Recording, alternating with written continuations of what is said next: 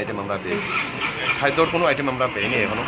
তো আমরা এটা সিজ করছি, সিজ করার পর আমরা আইন মোতাবেক এটা দেব। মালিক বলছেন যে এটা নাকি তাদের কালকে রাত্রিবেলা বেক এসছে। না, উনি যা বলছেন সেটা আমাদের জন্য ইম্পর্টেন্ট না।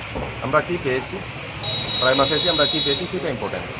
এটা আইন মোতাবেক যাইব জিনিসটা। আপনারা কি কি পেলেন? আইটেম ওয়াইজ আমরা এখানে নোট করছি, অনেক কিছু আইটেম আছে, ছোটো ছোটো আইটেম, মেনলি কিছু কসমেটিক আইটেম। বাজারে পায়ে গ্রোসারি দোকানগুলোতে এক্সপায়ার মাল পাওয়া যাচ্ছে।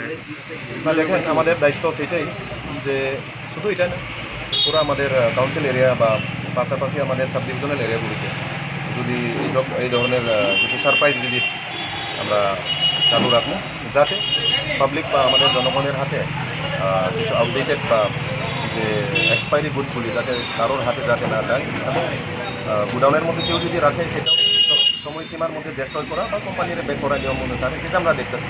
সেই লক্ষ্যতে আমরা কাজ করতেছি। কেউর অনিয়মিতভাবে কেউ যদি জিনিসগুলি রাখে সেটা তো আমরা আইন হিসাবে দেখতে